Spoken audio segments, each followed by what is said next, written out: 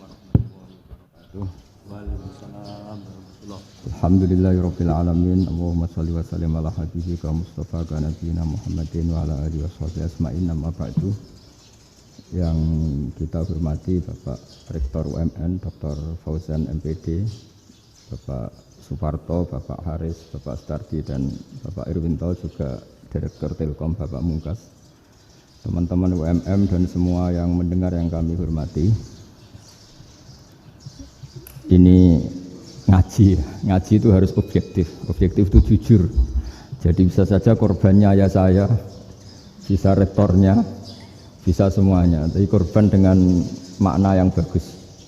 Karena di antara saran Al-Quran, Allah ngendikan kalau belajar atau mencari nasihat atau mencari kebaikan apa saja, itu diistilahkan walau ala anfusikum awil walidaini wal aqrabin, meskipun ketentuan itu merugikan kamu. Jadi ketentuan apapun yang merugikan kita harus tetap kaji meskipun itu tidak menguntungkan kita.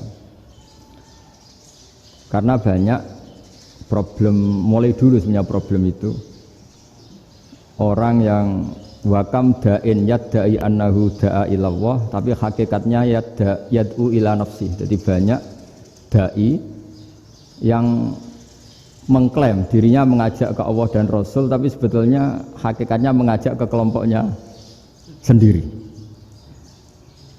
Saya ini termasuk kiai yang masih orisinil. Artinya orisinil gini, suatu saat atau kapan saja saya kok sudah tidak laku jadi kiai, asal Islam jalan tetap senang, karena nggak penting yang populer saya apa enggak itu tidak penting, yang penting agama ini tetap jalan. Sama, negara ini harus jalan siapapun presidennya. Ya, ini penting saya utarakan karena perbedaan antara nafsu dan komitmen beragama itu tipis sekali. Sehingga dulu pernah ada cerita, ini bukti keadilan Rasulullah SAW. Pernah suatu saat Nabi itu ngaji, yang ngaji seperti ini. Terus ada pemuda dengan cueknya ngelewati masjid yang sedang dipakai Nabi ngaji. Singkat cerita semuanya ngomel ya, bergumam. Celaka betul pemuda itu, ada Nabi ngaji kok tidak ikut ya. Tapi Nabi secara besar hati ngendikan, ini ada di beberapa kitab di Fadhailul Kasbi, keutamaan kerja. Kata Nabi, pemuda itu mau mencangkul di lahannya. Jika dia mencari nafkah untuk keluarganya, untuk kebaikannya, maka itu bagian dari ajaranku. Jadi Nabi berbesar hati bahwa kerja seperti itu bagian dari ajarannya. Jadi tidak harus datang ke majelis ngaji. Dan bisa saja yang sedang hadir itu ya orang yang hindari istrinya minta belanja dari ngaji terus benar dituntut belanja kan gitu. Mungkin anak-anak UMM yang kesini daripada tengok-tengok yang Malang bosan jalan-jalan ke Rembang gitu. Nah, jadi nggak mesti benar juga niatnya gitu. Jadi ya sama itu. Jadi kalau di dunia kiai yang masih orisinil itu nafsu itu benar-benar dilatih. Maka masyhur dalam cerita ada orang perang sama Ali radhiyallahu anhu. Ketika perang ini sangat semangat. Tapi ketika orang itu meludahi dan Sayyidina Ali ini tersinggung karena diludahi, Sayyidina Ali langsung angkat tangan. Sudah, perangnya enggak usah diteruskan. Karena saya marah sama kamu sekarang demi nafsu karena kamu meludahi saya. Padahal saya tadi motifnya demi Allah dan Rasul. Jadi sangat tipis bedanya kita emosi karena diri kita dan emosi karena Allah dan Rasul. Sehingga ketika diludahin ini terus beliau mikir jangan-jangan perang saya karena saya diludahi. Nah, yang hilang dari peradaban modern adalah Allah itu tidak begitu hadir di hati kita. Saya sering cerita di mana-mana, teks hadis itu sebenarnya berbunyi gini, ini hadis sahih. Mangka na yu'minu billahi wal yaumil akhir fal yukrim jarohu. Ada yang fal yukrim jarohu doifahu, ada yang fal yakul khairan aul yasmut. Siapa yang iman dengan Allah dan Rasul maka harus memuliakan tetangganya, memuliakan tamunya. Dulu itu ada seorang ulama dipanggil anak muda, dibully cara sekarang. Wahai kiai, datang ke rumah saya. Datang kiai itu. Setelah sampai ke rumah orang itu, silakan kiai kembali ke rumahnya. Saya tidak butuh kiai. Kiai itu dengan riang kembali. Setelah di rumah dipanggil lagi. Pak Yai silakan datang ke rumah saya. Datang lagi. Ya senyum-senyum kiainya santai. Wah nggak jadi butuh Pak Yai, silahkan kembali lagi. Sampai 3 kali. Oh itu kalau rektor digitukan marah itu. Dosen marah. Kiainya santai. Santai, senyum-senyum, rileks. Ketika ditanya, kenapa Pak Yai tidak tersinggung? Jawabannya unik. Anak muda, saya ini senang sekali nuruti perintah Allah, disuruh menghormati tetangga. Sehingga ketika Anda manggil ya saya datang. Ketika Anda nyuruh pulang ya saya pulang. Saya senang sekali nyenangkan tonggo. Dan itu perintah Allah, jadi tidak ada hubungannya dengan kamu.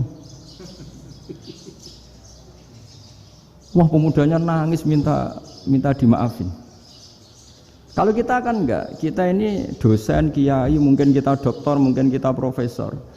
Tapi kita ini sering didikte oleh orang bodoh. Kalau orang bodoh itu jengkel, lo kita ya jengkel. Lo kamu jengkel, dijengkelkan orang bodoh itu namanya terdikte. Itu bodoh apa pinter? Wah itu tidak pinter sama sekali. Kalau betul-betul kamu pinter hanya bisa didikte oleh Allah Subhanahu wa Ta'ala. Jadi antara hukum Allah apa? Wa ahsin man asa'a ilaika, berbuatlah baik sama orang yang berbuat buruk sama Anda. Itu dikteannya Allah. Kalau dikteannya orang-orang bodoh kayak dimangkel ben mangkel, terus kamu mangkel. Itu bodoh apa pinter? Nah, problem kita kekinian adalah wong pinter wong bodoh itu podo-podo bisa didikte oleh sekelilingnya. Sekaruan wataknya perempuan seperti itu, wataknya anak-anak seperti itu, kita didikte. Anak-anak jengkelin kita mangkel, berarti kita didikte oleh orang bodoh. Makanya agama itu unik, kadang ngendikan wa ahsin man asa'a ilaika, kadang wasil man qata'aka, sambunglah orang yang memutus kamu. Karena dengan demikian kita hanya didikte oleh Allah Subhanahu wa Ta'ala, bukan didikte oleh hukum sosial. Cara Jawane nak ngapiki tangga sing apik akeh tunggale. Berbuat baik sama yang berbuat baik pada kita itu mbok orang fasik ya seperti itu, maling ya seperti itu, sama. Tapi kalau berbuat baik sama orang yang berbuat jelek sama kamu itu baru luar biasa. Dan memang teksnya hadis wa ahsin man asa'a ilaika, berbuat baiklah sama orang berbuat buruk sama kamu. Jadi nggak boleh orang didikte. Makanya ngaji di sini diantaranya saya akan cerita dalam sebuah hadis sahih, dalam hadis hasan yang diriwayatkan Imam Tirmidzi ada kalimat dari Rasulullah SAW. Dawe Nabi la takunu imma'atan taquluna in ahsanan nasu ahsanna wa in dzalamu dzalamna walakin watti'u anfusakum in ahsanan nasu an tuhsinu wa in asa'u alla tazlimu. Kamu jangan jadi orang yang mudah diombang-ambingkan oleh orang sekeliling kamu, yaitu kamu mengatakan jika orang baik ke saya akan baik, jika orang buruk ke saya juga akan membalas buruk. Itu namanya Anda didikte. Tapi berkomitmenlah kamu akan berbuat baik meskipun orang lain berbuat buruk. Nah sekarang logika sosialnya begini. Kalau di Indonesia itu ada 1000 kiai, ada 1000 profesor yang ingin membenahi Indonesia. Rata-rata orang awam itu semau gue. Terus mereka mendikte kita.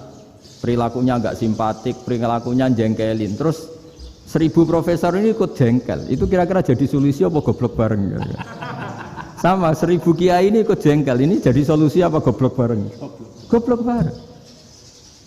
Nah problem sekarang kita ini biasa didikte orang bodoh. Nah makanya ciri khas orang muslim itu kata Nabi mangkana yu'minu billahi wal yaumil akhir. Jadi baik tetangga karena perintahnya Allah dan Rasul. Pentingnya apa? Bedanya karena berbuat baik ini perintahnya Allah, mbok tonggo apik lah kita tetap apik karena perintahnya Allah dan Rasul. Begitu juga dengan hubungan dengan istri, dengan anak. Mbok bojomu lagi cerewet lah ya tetap apik. Karena dengan cara itu kita hanya tunduk kepada Allah dan Rasul. Tapi kalau kamu, istri saya kalau baik ya saya baik, kalau enggak ya enggak. Berarti Anda didikte oleh perilakunya dia. Itu latihan, ya kalau dalam bahasa pondok latihan jadi wali itu yang paling berat itu. Nabi itu kalau sama orang munafik itu sabarnya Masya Allah. Padahal Nabi berso kalau orang itu orang munafik. Karena dengan cara seperti itu, bahwa kebaikan Nabi pada seseorang itu atas perintahnya Allah dan Rasul, bukan atas nama servis. Kalau Nabi hanya baik kepada Abu Bakar, itu mungkin orang bilang, wis adune wong Abu Bakar baik sama Nabi. Tapi kalau Nabi baik sama orang munafik, Abdullah bin Ubay bin Salul, itu kalau enggak perintahnya Allah dan Rasul itu enggak bisa. Nah ini cobalah berlatih seperti itu sehingga kita tidak mudah didikte. Ya saya ulang lagi nggak mudah apa? Didikte. Maka di antara kebaikan Allah dan Rasul adalah bahkan orang dolim saja diberi jatah rahmat.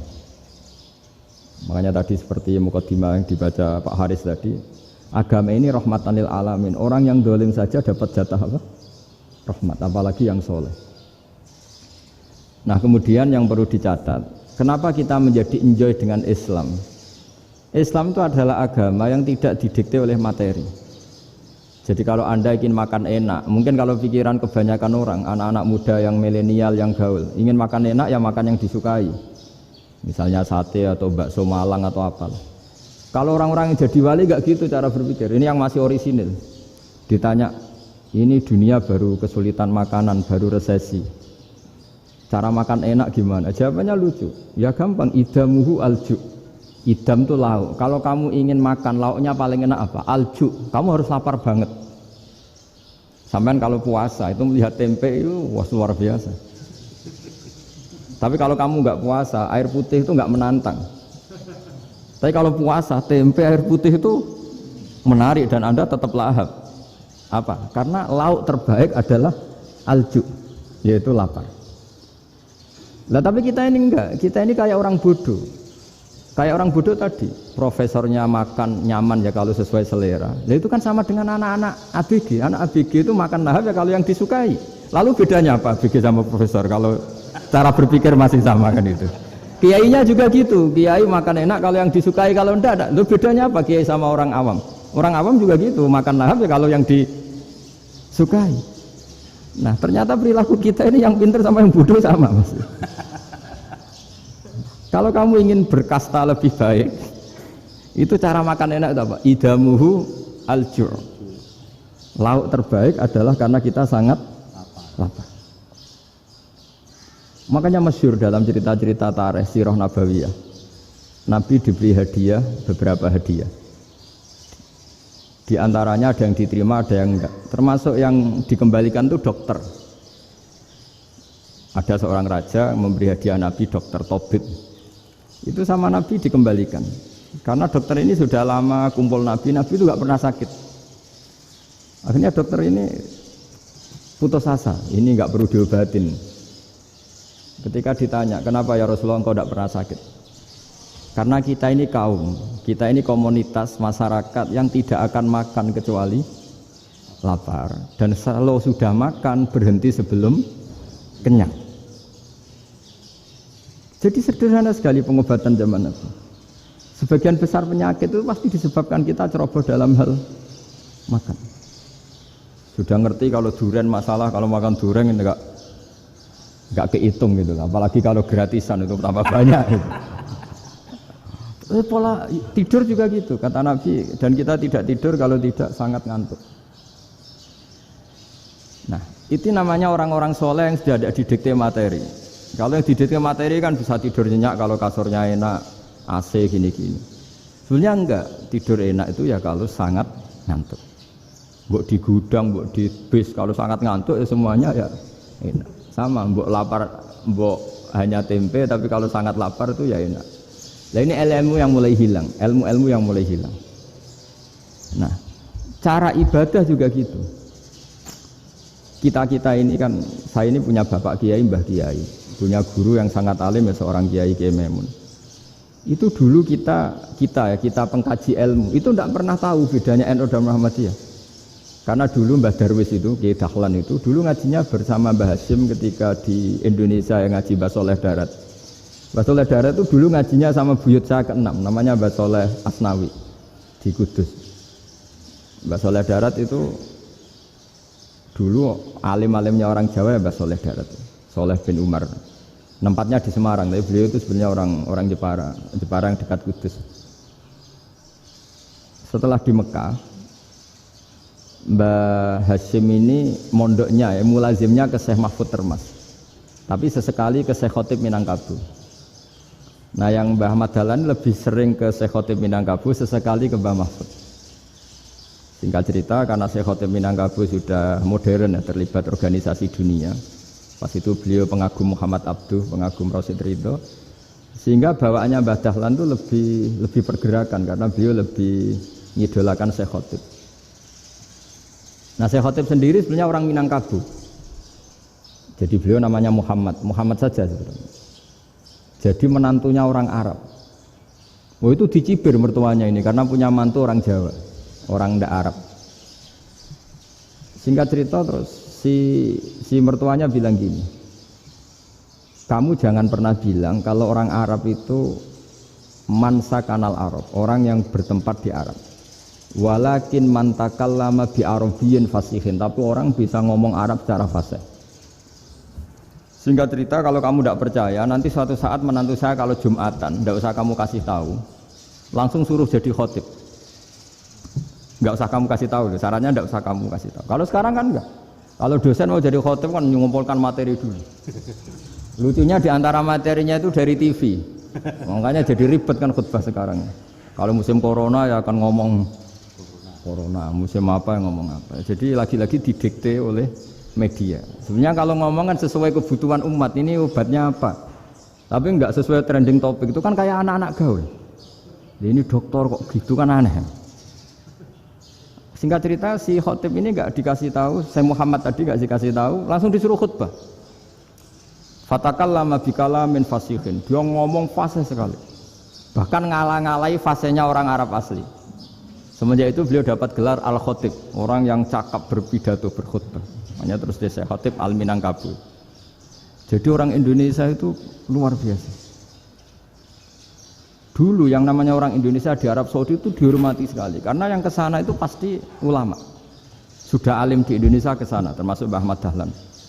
Mbah Hasyim dulu karena sama-sama muridnya Mbah Soleh Darat. Lama-lama yang kesana itu TKI TKW itu ya mulai agak dibully. Dulu Syekh Nawawi di antara ijtihad yang dihormati itu beliau mengkritik nyuwun sewu orang yang kan orang biasanya normalnya kan muji orang mati syahid. Hebat orang mati syahid itu hebat gini. Oke, kita sepakat orang mati syahid itu hebat. Tapi kata Imam Nawawi dengan syarat niatnya itu li'ila'i kalimatillah dan itu bawaan takdir. Saya ulang lagi, itu bawaan takdir, harus mati di medan perang. Tapi tidak boleh seseorang ini niat perang tapi niatnya supaya syahid. Karena kalau begitu berarti dia berniat supaya menjadi maktulal kafir, orang yang dibunuh orang kafir. Kedua, dengan dia mati berarti pasukan Islam berkurang. Berarti dia ingin pasukan berkurang, hanya ambisinya dia ingin langsung ke surga. Misalnya pasukan orang Islam itu 10, orang kafir 10. Kalau kamu ingin syahid berarti mati 1 kan, tinggal 9 kan. Nah kalau yang seperti itu 10 kan mati semua. Gara-gara ingin syahid akhirnya perangi rapati tenanan, benang mati, benang mlebu swarga. Kata Syekh Nawawi, ya enggak. Kalau kamu perang sama orang kafir ya niat menang. Dengan niat menang ini kamu ingin li'ila'i kalimatillah. Tapi kalau kamu ingin syahid berarti kamu menuruti keinginan nafsu kamu yang cepat masuk surga. Itu orang Arab kagumnya bukan main. Karena di mana-mana orang itu dinilai dari niatnya. Paham ini ya? Tapi perang loh ya, dalam kondisi perang, bukan teroris. Perang itu artinya orang kafir yang ingin bunuh kita, itu perang namanya apa? Perang. Dulu orang cerita syahid itu hanya pokoknya syahid itu hebat, pokoknya syahid itu hebat. Syahid di medan perang itu hebat, pokoknya syahid di medan perang hebat. Tapi ketika Syekh Nawawi memberi penjelasan ilmiah, jika kamu perang ingin cepat mati, ingin cepat syahid, artinya ini untuk pemenuhan diri kamu karena kamu bayangkan langsung masuk surga. Kamu lupa bahwa dengan kamu dibunuh kekuatan Islam berkurang. Akhirnya beliau memberi penjelasan, syahid itu bagus. Itu sebagai takdir, hanya takdir itu kita perang yang ingin menang, tapi takdirnya mati. Jangan dibalik, oleh perang rapati tenanan, benang mati, namun bu. Itu yang pertama, termasuk ulama yang pertama memberi penjelasan itu Syekh Nawawi. Akhirnya melahirkan kekaguman yang luar biasa dengan tafsir Munirnya itu. Terus beliau itu orang yang rileks kalau menjelaskan ilmu. Ini ya juga guru-gurunya Mbah Hasyim, Mbah Guru sama Mbah Hasyim sama Mbah Ahmad Dahlan Syekh Nawawi. Jadi dulu yang alim di Arab itu ada Syekh Nawawi, ada Syekh Khotib Minangkabau, ada Syekh Bakir Jogja, ada Syekh Mahfud Termas. Itu Orang Indonesia banyak sekali yang alim. Bahkan diantaranya yang dikagumi Al-Azhar itu juga orang Indonesia, nama Syekh Abdul Manan, itu mbahnya Syekh Mahfud Termas. Itu pertama ada duta besar Indonesia di Mesir, itu termasuk barokahnya Mbak Abdul Manan tadi, itu juga orang Indonesia. Jadi pemahaman ulama Indonesia itu khas, termasuk ketika memaknai apa? Syahid. Ketika memaknai apa? Syahid. Itu unik. Ketika Senawawi diuji dulu itu yang namanya ulama diuji dulu oleh 100 ulama. Jadi dulu ya ada kompetisi. Imam Bukhari diakui jadi ahli hadis itu diuji oleh mi'atu muhaddisin, 100 orang ahli hadis, sanad dibolak-balik, matanya dibolak-balik, tapi beliau tetap bisa mengembalikan proporsi sanad itu. Senawawi pernah diuji gini. Ayul afdol al ulama awe salatin. Keren mana ulama sama raja atau sama orang-orang kaya, sama penguasa? Ya keren ulama. Terus dibully sama orang. Tapi setahu saya banyak ulama yang antri di rumahnya raja, tapi saya tidak tahu melihat raja antri di rumahnya ulama. Kan kebanyakan kan mungkin ustadz atau kiai yang antri ngajukan proposal kan enggak. Nah, kalau raja kan enggak pati itu, malah enggak usah antri, kiainya sudah nyambut sebelum datang. Jawabannya lucu Senawawi itu, dan yang tanya itu langsung diem. Ya karena ulama itu tahu fungsinya uang, sehingga cara nyari sampai seperti itu. Sementara raja-raja itu tidak tahu fungsinya ilmu, makanya tidak pernah sowan ulama. Sehingga jadi ya dianggap enteng saja. Ulama kan tahu fungsinya uang, tahu untuk pondok, tahu masjid. Sementara raja tidak tahu fungsinya ilmu. Jadi itu khas Jawa ya. Khas Jawa, khas Indonesia. Apa-apa yang menurut orang banyak dengan tanda kutip itu buruk atau baik, itu orang Jawa menafsirkan tuh gampang saja. Sehingga semenjak itu Jawa itu dipandang betul. Saya punya kitab namanya Qadhayal Haji wal Umrah. Itu terbitan Hayatul Ulya Arab Saudi, milik Wahabi. Itu diantara fatwa yang dipakai untuk solusi muskilatul haji, problem-problem haji kekinian. Itu fatwanya syekh-syekh yang dari Indonesia, termasuk Syekh Khotib Minangkabau, Syekh Nawawi Banten, Syekh Bakir Nur Jogja. Misalnya begini, dalam fatwa-fatwa yang menyulitkan kita ya, sampai sekarang jadi perdebatan. Ketika Safa dan Marwah itu dengan batas tertentu, saya ulang lagi dengan batas tertentu, mau tidak mau atas nama kebutuhan, itu kan butuh perluasan. Karena kalau naik turun itu mudah disepakati ulama. Jadi misalnya gini ya, saya punya tanah seluas ini. Pasti orang akan mengatakan sampai bawah ya tanah saya, sampai atas tanah saya. Itu mujma' alaih, itu disepakati. Sehingga Nabi ngendikan al-Ka'bah min tuhumil ardi ilas sama Ka'batun. Ka'bah sampai ujung bumi, sampai ke aras semuanya Ka'bah. Sehingga tidak ada perdebatan ulama ketika Masjid Haram ditingkat, kemudian yang di atas sholat. Tetap dia menghadap Ka'bah. Tidak harus diluk melihat di bawah, enggak. Karena Ka'bah sampai langit. Sama, tanah Anda kamu tingkat sampai 10, enggak ada tetangga protes. Karena bawah sampai atas tanah Anda. Tapi kalau diperluas, tanah Anda kamu luaskan setengah meter saja atau 3 cm saja, iso geger mbek tonggo. Karena di mana-mana batas itu ya tadi, kalau atas bawah miliknya, kalau samping enggak. Pertanyaannya, perluasan Mina itu ke samping. Perluasannya Matof yang Mas'a itu juga ke samping. Geger kan ulama dunia. Bagaimana hukumnya Mina Jadid? Mina yang diperbarui atau Mina yang diperluas. Itu diantara rujukan baik yang membolehkan maupun yang menentang. Itu ya syekh-syekh Indonesia. Itu orisinal tuh. Saya punya kitab orisinal terbitan Hayatul Ulya, kira-kira ya kemenaknya Arab Saudi kalau di Indonesia itu. Itu yang dirujuk dawuh Syekh Nawawi, dawuh Syekh Khotib Minangkabau. Karena apa? Ada logika khas Jawa. Misalnya begini, meskipun saya tidak perlu fatwa Mina Jadid sah apa tidak, memang jadi perkhilafan ulama. Misalnya kampung ini dinamai Mina. Pertanyaannya gini, tanah yang di samping ini bisa milik Anda apa enggak? Ya bisa Gus kalau dibeli atau dihibahkan. Berarti tanah di samping Anda menjadi milik Anda karena ada proses pengambil alian lewat beli maupun hibah. Nah masalahnya ini negara itu berhak menganeksasi atau memasukkan ini sebagai mina. Itu ulama Jawa kalau ditanya alasannya apa? Fa innal muttasila bis-sy' hukmu dzalika sy'.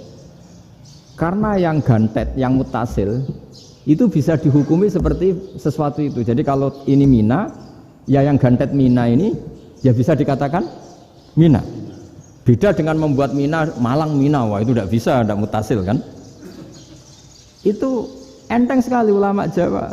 Satu ya tentu karena kebutuhan, tapi asal masih al-muttasilu bihi, yang masih tanah yang masih mutasil dengan. Nah, ketika perluasan mas'ah antara sofa dan marwah kan misalnya ini batas luasnya sofa, ini batas luasnya marwah. Lalu atas nama kebutuhan, sofa marwah itu sampai sini. Sampai agak meluas ke sini. Itu geger Arab Saudi. Wah, ini gimana? Padahal tawaf itu harus antara gunung sofa dan gunung marwah.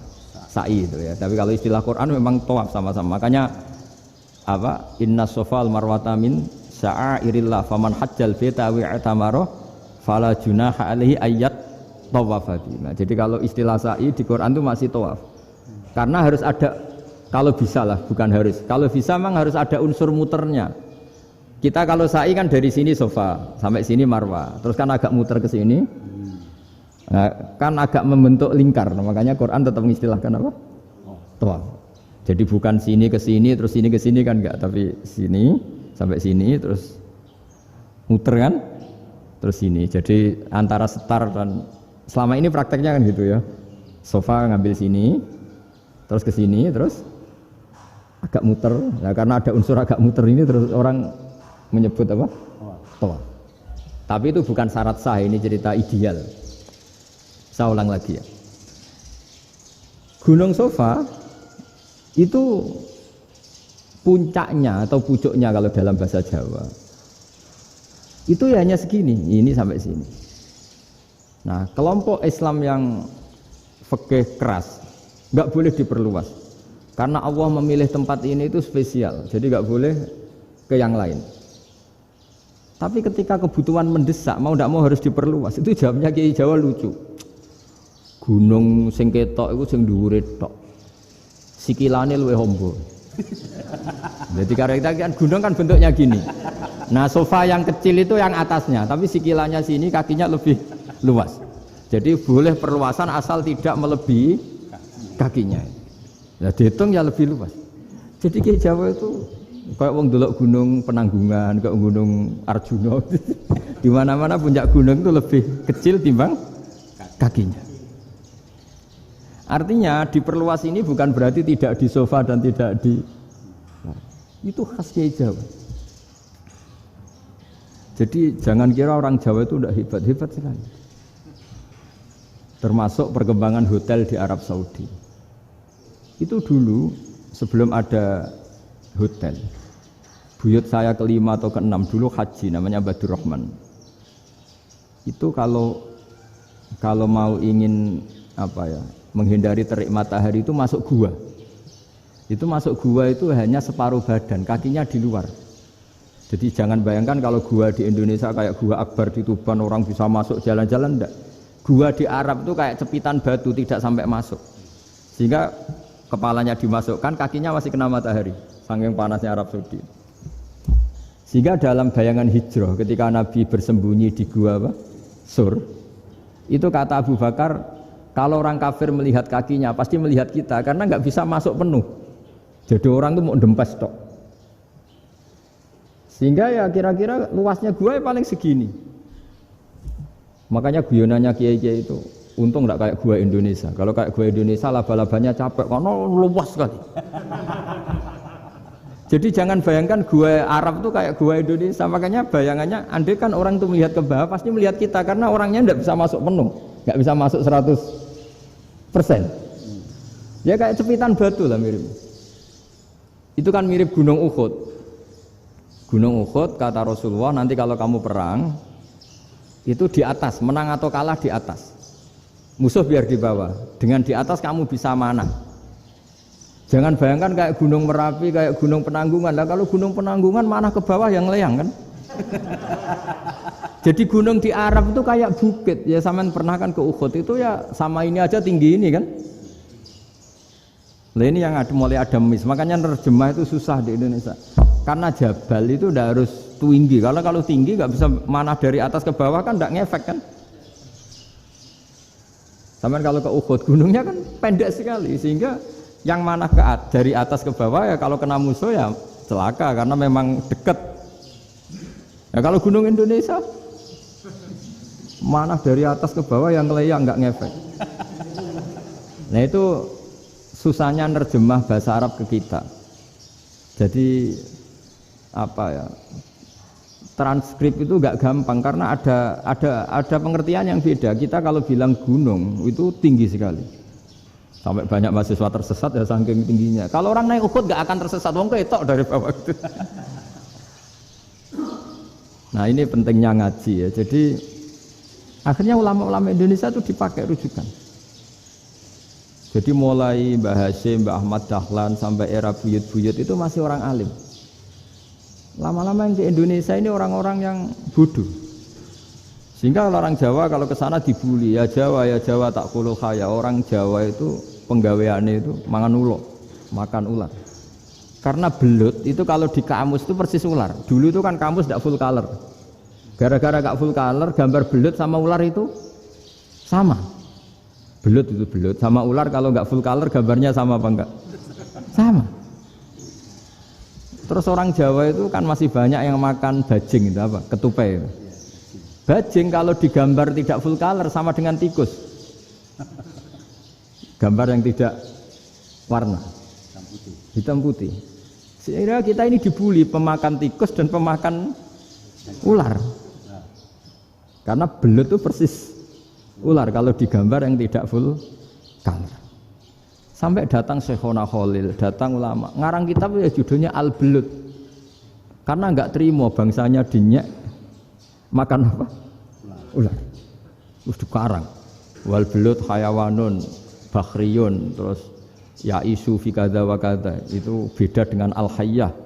Itu diterangkan. Mulai bisa nerima. Terus sistem hotel juga gitu. Sampai tanyakan dalam sejarah dulu orang Sedayu ada namanya Syekh Mukhtar. Syekh Mukhtar bukan bikin rumah besar yang siapapun orang Indonesia haji itu nempat di sana. Nah ini yang menginspirasi akhirnya ada hotel. Dulu Syekh Mukhtar hanya menyediakan untuk hujat-hujat Indonesia. Lama-lama jadi hotel. Nggak mau saya mau cerita. Kata Mbah Mun sering cerita. Kenapa wa ma arsalnaka illa rahmatan lil alamin, kata Mbah Mun. Allah itu pasti bikin ulama yang tidak produk Arab itu pasti ada. Kalau orang Arab jadi ulama wajar, bahasanya Arab, domisilinya di Arab. Tapi Allah akan selalu bikin ulama yang tidak bangsa Arab. Imam Ghazali itu Tus itu Persia. Imam Bukhari itu kira-kira kalau sekarang ikut Uzbek. Ya. Imam Bukhari itu kalau negara sekarang ikut mana? Uzbek. Kenapa demikian kata Mbah Mun? Karena Allah sudah ngendikan wa ma arsalnaka illa kafatan linnas. Manusia semua ini kena khitabnya Islam. Kalau tidak ada ulama yang dari berbagai negara, kesannya Islam itu hanya milik orang Arab Saudi. Makanya Allah selalu bikin ulama-ulama yang bahkan tidak Arab. Termasuk Imamul Muhaddisin, yaitu Imam Bukhari, itu orang Uzbek, orang Rusia lah kalau sekarang ikut Uni Soviet dulu. Imam Ghazali itu orang Persia. Syekh Nawawi itu orang Banten. Karena Allah ingin memaklumatkan bahwa Islam ini untuk semua, sehingga orang yang tidak Arab pun bisa belajar Islam. Yang alimnya itu nggak kalah sama orang apa? Arab. Makanya ini PR ya. Kalau Gus Dah Ploso nanti ngendikan suatu saat orang belajar Islam itu bahkan orang Arab pun bisa belajar ke Indonesia. Kalau orang Indonesia bisa alim betul kayak dulu. Sekarang banyak liga antar ulama. Itu orang Indonesia pasti masuk. Ulama-ulama top dunia. Itu pasti orang Indonesia banyak yang masuk. Karena tadi ketika orang Indonesia baca kitab, itu orang Arab itu kagum. Kok bisa tidak bahasanya baca secara benar? Bukan sekedar bisa baca secara benar. Karena memang dilatih sedemikian rupa di pondok-pondok. Makanya kita semua lah, yang alim di Indonesia itu kemana-mana ya pasti alim. Dulu putra Mbah Mun namanya Gus Zofur itu tahun pertama ya sudah the best di tahun pertama. Kalau tahun pertama the best-nya ilmunya bawaan dari sarang, dari keluarganya. Gus Najim mondok di Said Muhammad tahun pertama sudah dipuji sebagai yang teralim karena ya sanggup. Kalau dipujinya tahun ketiga, tahun keempat kan mungkin dapat dari sana. Ini tahun pertama. Saya ulang lagi tahun pertama. Karena pengajaran di Indonesia itu luar biasa di pondok-pondok ini. Makanya kalau dalam anekdot pondok itu cerita-cerita lucu itu. Ada orang Jakarta ngaji, setelah di kelas itu pelengahan terus. Melihat jendela, lihat pintu terus. Lama-lama gurunya marah. Kamu diajarin kok enggak punya sopan, melihat pintu terus enggak memperhatikan guru. Anak Betawinya jamnya lucu. Habis Pak Guru bohong. Kenapa ya? Kamu Pak Guru bilang Ja'a Zaidun, Zaid datang. Tak lihat enggak ada yang datang. Setelah itu contoh nasab kan ro'a itu Zaidan. Saya melihat Zaid, saya enggak melihat Zaid. Contoh ketiga yang jer kan maror tu bi Zaidin. Saya berjalan ketemu Zaid. Pak Guru diam di situ enggak jalan-jalan. Jadi saking detailnya Indonesia dia cari. Kalau rofa Ja'a Zaidun. Kalau nasab ro'a itu Zaidan, kalau jar marortu bi Zaidin. Nah si murid Betawi ini karena pertama sekolah, ngiranya gurunya itu cerita, Zaid datang. Makanya dia lihat pintu terus, mana katanya datang kok enggak datang-datang. Nah dengan latihan seperti itu, kemungkinan orang Indonesia salah itu kecil karena memang dilatih betul. Saya ulang lagi karena memang dilatih betul. Sehingga ketika orang Indonesia ini yang cerita seorang wartawan, ini kisah nyata. Kali ini tidak anekdot, kisah nyata. Ada wartawan internasional ngeliput Ramlah itu di Gaza, ya, di Palestina. Wartawan Indonesia ini hanya bisa bahasa Inggris. Dijak ngomong bahasa Arab. Terus dia bilang saya tidak bisa. Saya tidak bisa, saya bisanya ngomong Inggris. Tapi apa yang terjadi setelah sholat? Si Indonesia ini jadi imam pakai sholat jariyah lagi. Baca bismillah benar, bismillahi jar karena mudhof ilaih. Terus ketika iktidal ya benar, Rabbana lakal hamdu mil'us samawati wa mil'ul ardi benar. Ketika tahiyat ya benar, at-tahiyatul mubarakatuh sholawat. Sama orang Arab ini diambungi. Orang Arab kalau senang orang itu dicium. Kamu tawaduk, sebenarnya kamu itu ahli bahasa Arab. Karena orang Indonesia sekali sholat itu nggak ada yang salah, meskipun benarnya karena hafalan, tapi bagi yang ahli nahwu itu hebat. Misalnya kita kalau ngapalkan kan Bismillahi, Bismi jar karena ba, Allahi jar karena mudhof ilaih, Ar-Rahmani jar karena sifat, Ar-Rahimi karena sifat, Alhamdu rofa karena mubtada, Lillahi jar karena ada huruf jarli, Robbi jar karena sifat. Sebetulnya tidak karena pinter, tapi karena hafalan. Tapi orang Indonesia hebatnya itu benar terus. Rabbana lakal hamdu, ya kan? Alhamdu rofa, terus mil'us samawati ya rofa karena sifat. Sehingga terus orang Indonesia kalau sholat di Timur Tengah itu dipuji karena makhrajnya ya benar, rofa nasabnya juga benar. Nah itu di negara lain tidak ada enggak Indonesia. Orang Cina itu sering bikin marah orang-orang Arab karena kalau dongo itu enggak fasih kayak orang Indonesia. Orang Indonesia kalau dongo ya Allahumma tohhir qalbi. Orang Cina ini yang jadi guyon di Arab. Allahumma tahir kalbi gitu. Itu kan bedanya jauh. Itu orang Arab pertama membiarin. Lama-lama kalbun entak gitu. Maksudnya asu-asumu gitu. Karena dia bilangnya qaf itu kaf. Jadi kalau Allahumma ada Allah tohir. Kalau aturi nyucekno panjenengan kalbi ing asu ingsun kan. Tapi kalau qalbi itu ati ingsun. Tapi kalau kalbi anjing ingsun. Bedanya qaf sama kaf. Ana arah-arahnya kalbun entak. Asu-asumu maksudnya kan. Tapi padahal orang Cina itu paling dilihat tagnya ya pakai qaf. Orang Indonesia enggak, mulai kecil dilatih sak fase-fase. Sampai ya sulit betul latihan Fatihah itu. Kalau di Kudus malah sampai 3 bulan Fatihah. Sampai at-tahiyyatu, kurang lagi, kurang bersih. At-tahiyyat sampai gitu.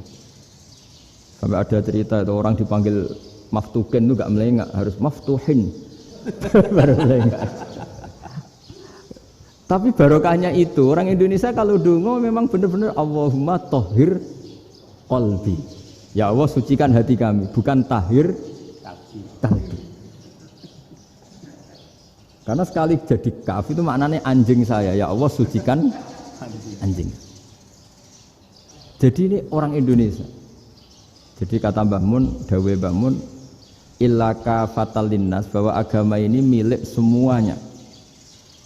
Itu diantara bukti Allah menghendaki atau mendesain Islam seperti ini, orang yang belajar di Indonesia itu pengetahuannya Islam, pengetahuannya tentang Islam itu tidak kalah sama yang belajar di Al-Azhar, sama yang belajar di Arab Saudi. Makanya ini PR-nya UMM, PR-nya IAIN, PR-nya UIN. Bisa enggak sealim mereka dalam bahasa Arab? Nak bahasa Arabnya mau man anta, ana zaidun. Jangan sampai, karena kita di sana ini kadung dibully. Orang Arab tuh kalau bully kita, sampai tak kasih cerita. Itu ngawurnya Masya Allah. Kata dia, ada anak orang Indonesia haji. Si anaknya orang Indonesia yang dijotos sama anaknya orang Arab. Dijotos, dipukul. Singkat cerita terus si orang Indonesia enggak terima, anaknya yang orang Arab dipukul. Yang balas bapaknya. Orang Arab tanya, lima ada dorobta ibni, kenapa kamu mukul anak saya? Itu orang Indonesia bahasa, wah anakku biasa. Jadi hanya bilang gitu. Artinya anak saya dihada ya maka tak ada. Bahasa Arabnya gitu. Anak saya dipukul maka saya balas mukul. Itu orang Arab mantuk-mantuk oh gitu. Paham? Suatu saat ada orang Indonesia itu sama orang Arab itu dilus-lus itu ya digini-giniin. Karena dia latihan bahasa Indonesia, latihan bahasa Arabnya itu masih mufrodat. Jadi kalau mengartikan yadun itu tangan, saro itu jalan. Jadi kalau jalan ya saro-saro. Roksun itu kepala, ana itu ingsun. Jadi karena dia nggak ngerti penggunaannya, itu bahasa Arabnya itu yadun anta. Jadi bukan yaduka tapi yadun anta. Berarti tangan kamu. Saro-saro itu jalan-jalan. Ala roksi ana yang atas sira ingsun. Jadi mestinya yang benar kan yaduka saro ala roksi atau gitu. Tapi enggak dipotong-potong. Yadun tangan kan, anta kamu. Berarti tangan kamu. Saro-saro jalan-jalan. Roksun itu sirah, ana ingsun. Jadi di atas kepala saya. Orang Arab tertawa-tawa. Tapi paham. Maksudnya seperti itu. Jadi kita ini dibully di Arab itu Masya Allah. Jadi akhirnya lahirlah ulama-ulama tadi yang saya sebut tadi. Bahkan pernah lama sekali ulama Indonesia itu jadi master di Arab Saudi. Yaitu Senawi Banten. Itu kalau orang sana bilang itu Sayyidu Ulama Il-Hijaz. Top-topnya ulama Mekah Madinah. Padahal beliau orang Indonesia. Dan dimakamkan di Ma'la itu dekat makamnya Sayyidah Khadijah. Karena sangat dihormati. Nah, di antara sebab dihormati adalah ketika orang memahami syahid, maknanya pokoknya maktulal kafir. Syahid itu adalah orang yang kalau perang itu mati di medan perang. Itu Imam Nawawi merinci secara detail. Kalau dia perang supaya tujuannya mati syahid cepat ke surga, berarti dia nuruti hadzun nafsi, ingin cepat ke surga. Tapi dia lupa bahwa dia dengan terbunuh pasukan Islam berkurang kekuatan. Maka syarat perang yang benar adalah ya ingin menang. Di mana-mana perang ya lillahi kalimatillah, supaya kalimat Allah itu menang, jangan ingin kalah. Soal dia mati takdir, tapi jangan ingin mati. Wah itu terus dikagumi. Ternyata memang oh iya ya, kalau pasukan Islam 10, kafir 10, kita ingin syahid, berarti ya kalau orang ingin syahid kan terus mungkin perangnya ada hati-hati, main ngawur saja terus kalah mati. Sudah kalon satu kan, terkurangi satu kan. Nah kalau semuanya 10 punya niat gitu, nah itu Syekh Nawawi. Syekh Nawawi itu orang yang begitu gampang nerangkan Quran. Bahkan ketika orang Arab kesulitan ngartikan famasaluhu kamasalil kalbi intahmil alaihi yalhas atau tatrubuna yalhas. Orang tomak itu ibarat kayak anjing. Anjing itu kamu kasih makan ya tetap melet, menjulur-julurkan lidahnya, kamu ndak ya ndak. Imam Nawawi ditanya, "Ma wajhusibi?" Lalu wajah tasbihnya di mana? Beliau menjawab, "Fit tomak." Jadi anjing punya dua sifat yang berlawanan. Di bab ilmu dipuji, nggak ada hewan yang mudah menerima ilmu kayak apa? Anjing. Sehingga Quran mengistilahkan wama alamtum minal jawarihi mukallibin. Hewan yang mudah diajari itu oleh Quran dibahasakan sudah menganjing. Karena anjing adalah hewan yang paling mudah apa? Diajarin. Itu diakui oleh Quran wama alamtum minal jawarihi mukallibin. Tapi dia punya sifat yang sangat buruk sekali, yaitu nggak pernah puas. Makanya ketika Bal'am bin Ba'ura, ada tokoh yang kedonyan ya, itu kalau diistilahkan Quran walakinnahu akhlada ilal ardi wattaba'a hawa famasaluhu kamatsalil kalbi in tahmil aliyal has aw tatrukhu yalhas. Jadi anjing punya dua sifat yang berlawanan. Di bab ilmu dipuji karena paling mudah diajarin. Itu saya pernah ke Malaysia, diceritain sama polisi Malaysia. Anjing itu saking cerdasnya itu bisa deteksi CD palsu sama CD bajakan, asli sama bajakan. Itu kan enggak kebayang. Kalau narkoba mungkin masih ada bau khusus ya. Atau mesiu atau bom masih ada bau khusus. Ini enggak. Anjing itu dilatih ngecek CD yang asli sama yang palsu. Wah itu kebablas itu pinternya itu. Itu harganya itu 1 miliar lebih. Paling mahal. Jadi mungkin bisa deteksi ini dosen betul apa abal-abal itu bisa. Itu kiai betul apa kiai pesanan itu mungkin bisa. Itu saya punya kitab namanya Al-Hayawanul Kubro. Itu cerita prestasi-prestasi hewan. Itu yang berkuras-kuras sampai berjilid-jilid. Itu ya cerita anjing. Tidak ada hewan sebaik anjing. Di bab itu ya, di bab sampai ya tadi ada anjing yang sangat loyal sama majikannya. Loyalnya Masya Allah, sopannya Masya Allah. Anjing itu mbok lama berbakti sama sampean, nggak mau tidur di ruang tidurnya sampean, dia tetap tidur di luar. Corong Jawa nggak ngelama. Suatu saat si raja ini minum, wisata minum. Pas mau minum diterjang sama anjingnya sampai tumpah. Kecewanya raja ini itu karena selama ini anjingnya sopan sekali. Sekedar ganggu di ruangannya nggak pernah, malah ini mau minum, minuman yang disukai diterjang anjingnya tumpah. Marah kan anjingnya di mana? Ternyata apa? Minuman itu anjing ini tahu kalau minuman itu beracun, diracuni oleh musuhnya. Itu saking hebatnya anjing sampai ketika ngawal rajanya itu tidak sekedar ada penjahat atau maling. Bahkan trik-trik kayak minumannya diracun oleh orang lain itu anjingnya tahu. Sehingga pas mau diminum diterjang sampai terus supaya nggak keminum. Makanya Quran istilahkan anjing itu apa? Wa ma 'allamtum minal jawarihi mukallibin. Hewan piaraan yang kamu ajarin nanti sampai sepinter anjing. Makanya Ashabul Kahfi itu ketika ngajak anjing tadi, beliau tidur, anjing itu tidurnya bil wasit, wakal buhum basitun zira'aihi bil wasit. Jadi dia tidur dalam posisi siaga.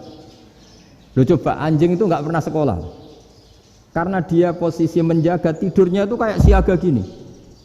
Bukan ngorok semadep ke atas terlentang, itu enggak. Andai kan dia tidur terlentang itu kan yang mau mengganggu kan, wah sunai turu itu enggak. Dia tidur posisi siaga, makanya disebut lawit tolak ta'alaihim lawalaita minhum firaron. Kalau kamu melihat anjing itu pasti lari karena dia posisi siap merekam. Jadi tidur tapi posisi siap merekam. Jadi matanya tetap terbelalak kayak siaga. Padahal itu enggak diperintah, ya dia memang punya nalar untuk itu. Ini yang disebut wa ma 'allamtum minal jawarihi mukallibin. Dan dalam teori modern juga gitu. Tapi dalam hukum Islam yang dianut mazhab Syafi'i itu anjing tetap najis. Ya sudah najis ya najis, tapi ada mazhab lain yang mengatakan tidak najis. Tapi tidak usah ngurmat anjing, geger nanti kalau rektor kampus punya anjing. Tapi ilmu itu bagus untuk kelangenan kadang. Andai kan tidak ada mazhab Malik, maka kita kesulitan menceritakan Ashabul Kahfi yang hewan piaraannya itu anjing. Tapi misalnya anjing disucikan, Kita juga nanti susah menjelaskan hadis Nabi, malaikat itu tidak masuk rumah yang di situ ada apa? Anjing. Maka ilmu itu, makanya kata Imam Sa'roni, sebagian ilmu itu memang kelangenan, tapi nggak boleh jadi praktek. Tapi harus ada. Misalnya begini, contoh paling gampang. Api dalam mazhab Syafi'i kan alat pensuci hanya dua, air dan tanah. Ya, saya ulang lagi, air dan tanah, yaitu tanah untuk mensucikan najis anjing. Imam Abu Hanifah menambahkan api. Mazhab Syafi'i itu agak kesulitan ketika ada batu bata dibikin dari tanah-tanah yang bercampur kotoran. Mazhab Syafi'i akan kesulitan karena di situ ada najis yang jadi materinya bata. Hukumnya gimana kalau nanti dipakai masjid? Tapi barokahnya ada beberapa mazhab. Abu Hanifah mengatakan dan api. Jadi apa tadi? Air, tanah, api. Alasannya masuk akal. Ketika usatul mukminin, orang-orang mukmin yang ahli maksiat itu sebelum masuk surga, kalau dia dosanya banyak itu dibakar dulu supaya suci. Emas itu untuk memisahkan dengan materi lain juga harus dibakar. Berarti api termasuk alat. Artinya gini, batu bata yang materinya dari tadi najis sekalipun, ini menjadi suci karena ngalami pembakaran. Tapi kata Imam Sa'roni, ilmu ini hanya sebagai ilmu. Jangan sampai kalau kamu mau wudhu gak ada air terus membakar diri lah, ini ribet kan. Jadi ilmu itu sebagian memang untuk kelangenan. Karena kita butuh. Andai kan tidak ada mazhab Abu Hanifah, maka kita akan kesulitan pakai bata. Kita tahu cara bikinnya kadang di tempat yang kotor, di tempat yang najis. Tapi karena ini ngalami dibakar, maka hukumnya suci menurut mazhab Abu Hanifah. Dan itu sering ulama itu sampai apa? Saya punya kitab fikih namanya Fardul Masail. Pengandaian ada masalah. Jadi masalah itu belum terjadi tapi diandaikan. Misalnya kayak di Texas. Bumi itu bulat bola. Texas itu kalau dibor itu pas Ka'bah. Lalu kiblatnya di mana? Bumi ini kan hanya rubuk-rubuk seperempat, yang ada arah itu seperempat. Tapi kalau Ka'bah itu sama Texas, atau Texas dengan Ka'bah itu lalu kiblatnya mana? Wong sudah bebas arah. Maka ilmu mengatakan, mara'ahul muslimuna hasanan fawa indahu hasanun. Kamu jangan nuruti ilmu hakikat, tapi nuruti mindset. Kalau mainstreamnya orang banyak seperti itu, mindsetnya orang sana, misalnya Ka'bah sana, ya ikut sana. Tapi ini tidak mewakili hakikat, karena kalau yang 380 derajat itu kan terus ribet. Makanya ini kesulitan di bab-bab fikih. Ya saya ulang lagi, kesulitan di bab-bab fikih. Makanya fikih itu selalu bicara, misalnya gini, ada orang sholat. Saya ulang lagi. Setelah salam pertama dia kentut, itu sholatnya batal apa enggak? Itu lama berdebat. Yang dikatakan rukun sholat itu salam pertama. Sehingga orang kalau sudah salam pertama, maka sudah keluar dari sholat. Maka kalau kentut gak apa-apa, wong yang keluar dari sholat itu salam pertama. Tapi lalu pertanyaannya, kenapa Nabi salam 2 kali? Lalu yang kedua gunanya apa? Ribet kan, partai ini kalah pasti kalau ditanya gitu. Tapi kalau ditanya dibalik, sholat itu satu ibadah yang dimulai dengan takbir, yang diakhiri dengan salam. Berarti salam pertama itu pengakhir apa nunggu salam kedua? Pertama, di semua ulama bilang salam pertama. Kalau salam pertama sudah pengakhir, berarti pembatalan setelah itu nggak punya efek, nggak punya akibat. Itu kan ribet. Debat fikih itu memang ribet. Fikih itu memang senam otak karena pertanyaannya mirip-mirip seperti itu. Nah, sampean milih mana? Milih salam pertama apa salam kedua? Pasti ulama milih salam pertama. Jadi anehnya fikih itu di situ. Misalnya orang mati, takbir itu berapa kali? 4 kali. Andai kan takbir 5 kali itu batal apa enggak? Satu ulama mengatakan 5 kali itu batal. Karena rukunnya sholat jenazah itu takbir 4 kali. Berhubung ini rukun, kalau nambahi ke 5, berarti menambahkan rukun. Kayak kamu sholat, rukuk 2 kali kan batal. Sujud 3 kali, batal. Karena menambahkan apa? Rukun. Berarti kalau takbir 5 kali, batal. Tapi pertanyaannya, takbir itu adalah wiridan biasa, sehingga kalau ditambahkan nggak punya akibat batal. Jadi perdebatan ulama itu kadang ya lucu. Kayak kemarin Pak Haris pas pertama bertamu ke sini mau ngundang saya, tak ceritain. Dulu sholat jenazah itu pasti mayat di depan. Karena lazimnya sholat jenazah itu mayat di depan. Tapi mulai dulu ulama sudah berpendapat, andai kan jenazahnya di belakang pun tetap sah. Fa'innal janazah laisat bi imamin, karena jenazah itu tidak imam. Kenapa harus di depan? Oh, tidak imam kok harus di depan. Itu mulai dulu. Sehingga ketika Arab Saudi pernah mengalami tragedi, ada orang yang dibungkus kayak mayit, ternyata senjata. Setelah di dekat Ka'bah dipakai. Dulu tragedi tahun berapa itu? Pokoknya pernah ada tragedi itu. Semenjak itu Arab Saudi kalau ada orang mati tetap di kamar mayit, terus ada sholat jenazah. Padahal mayitnya di belakang yang jamaah. Jadi meskipun kita tidak akan bikin ajaran baru jenazah di belakang, ya tidak keren, kasihan kan. Tetap biasanya di depan ya di depan. Tapi meskipun jenazah ini di depan, kita tetap berpendapat andai kan di belakang tetap sah, tapi nggak usah dipraktekkan. Nah, pentingnya ilmu ini begini. Saya misalnya di Rembang, boleh nggak nyolati ghaib jenazah yang di Surabaya? Boleh kan? Padahal yang kita sholati di belakang. Jadi ilmu itu penting. Cocok tidak cocok, nama ilmu itu penting. Terus ada gini lagi pertanyaan di fikih. Memang saya sengaja akan ngaji fikih. Kalau ngaji intelektualitas orang Muhammadiyah juara lah. Tapi ini ngaji fikih. Ada orang sarongnya itu pas sampai lutut. Kalau berdiri lututnya tertutup. Tapi nanti kalau ruko agak jengking lututnya terbuka. Itu batalnya nunggu ruko apa mulai takbir sudah batal? Padahal pasti nanti batal kalau ruko ini. Itu ada ulama yang mengatakan, ya batalnya nunggu ruko. Bagaimanapun terjadinya pembatalan waktu ruko. Ada ulama mengatakan, ya enggak, mulai awal sudah tidak sah itu, karena pasti ngalami batal. Nah, pertanyaan-pertanyaan seperti itu penting karena lalu Allah menilai apa? Ya nilai niatnya. Misalnya gini, kalau contoh itu mungkin Anda tidak tertarik, tapi contoh begini. Kita mau operasi jam 10 siang. Kita tahu kalau nanti 10 siang akan divonis medis harus makan karena mau berobat. Malamnya itu kalau kamu orang soleh, bayangkan kamu orang soleh. Kalau tidak orang soleh kan tidak punya komitmen. Kamu milih niat puasa, apa enggak jam 10 mesti mokak menisan raposo. Kamu orang soleh. Kalau kamu orang soleh pasti milih puasa karena ini Ramadan. Meskipun nanti jam 10 pasti disuruh batal sama dokter. Setidaknya kita berpikir gini, nak mati jam itu paling enggak ditulis saya sebagai orang yang puasa. Jadi perasaannya orang soleh itu beda. Kalau orang kok sampean barang menisan raposo kok ya mesti. Sampean tidak pernah berpikir bahwa puasa mulai fajar sampai jam 10 itu luar biasa. Bisa saja kita mati jam 7, bisa saja mati jam 6. Kan ditulis Allah sebagai orang yang berkomitmen terhadap puasa. Terus ada kemungkinan kecil, udahlah jam 10 itu dokternya sakit atau nggak jadi ke sana. Berarti kamu kan nggak jadi bokok. Kan ya mungkin juga. Sama yang tadi. Delala sebelum ruko ono wong sing nyarongi sampean. Sehingga sholatnya normal.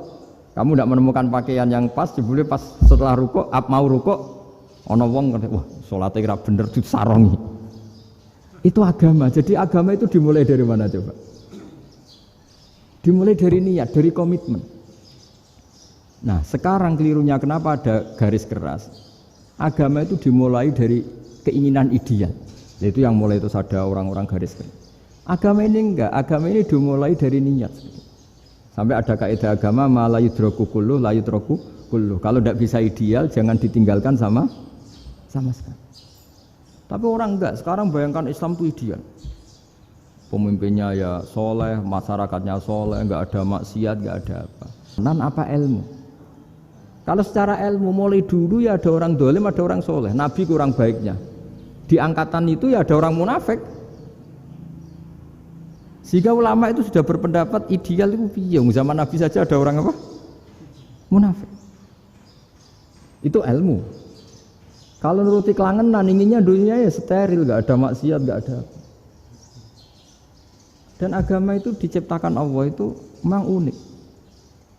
Calon Nabi misalnya, Nabi Musa itu sing rumat Fir'aun. Ketika Nabi Muhammad lahir sing ribet manitia ini Abu Lahab. Ora dosen UMM. Coba.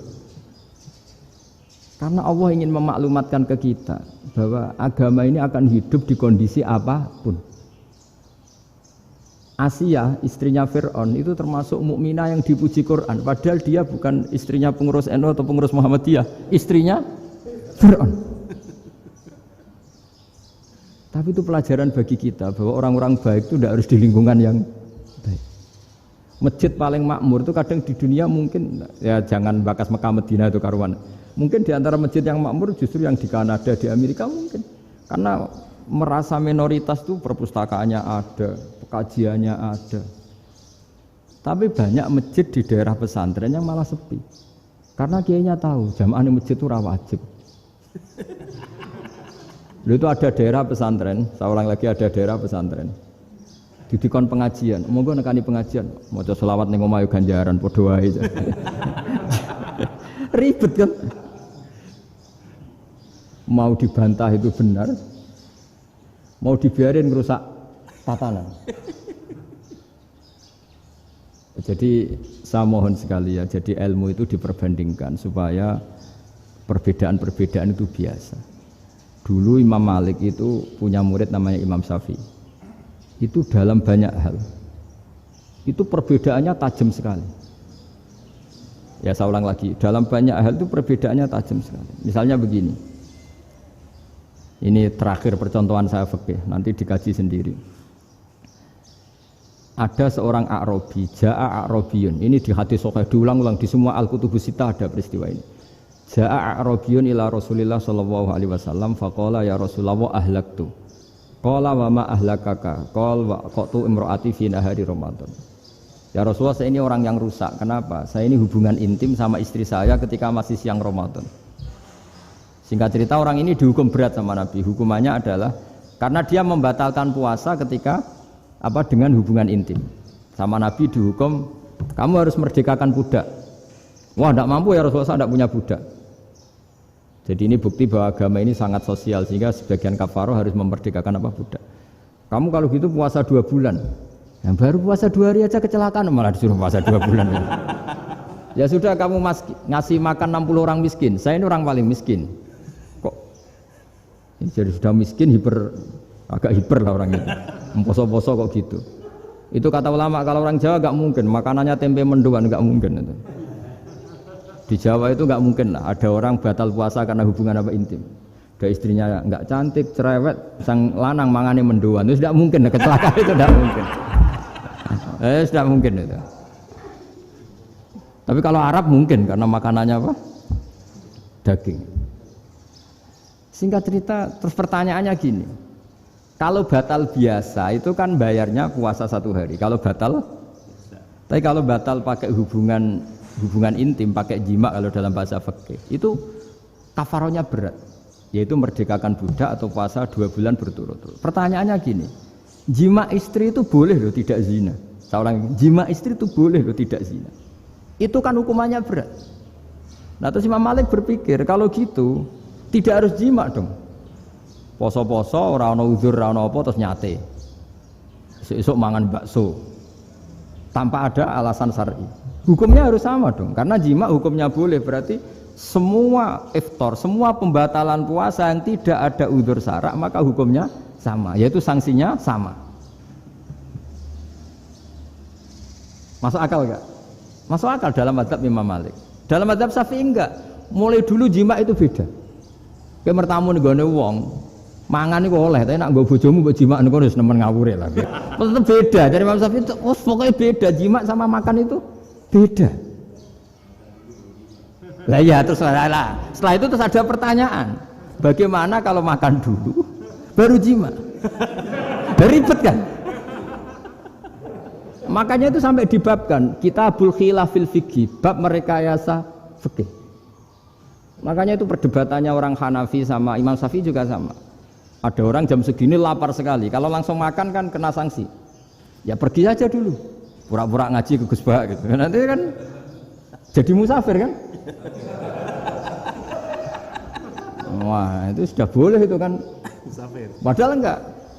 Memang dia pergi itu karena supaya bisa makan. Mau enggak kepikiran ngaji kok tahu-tahu ingin ngaji. Mumpung Ramadan nah.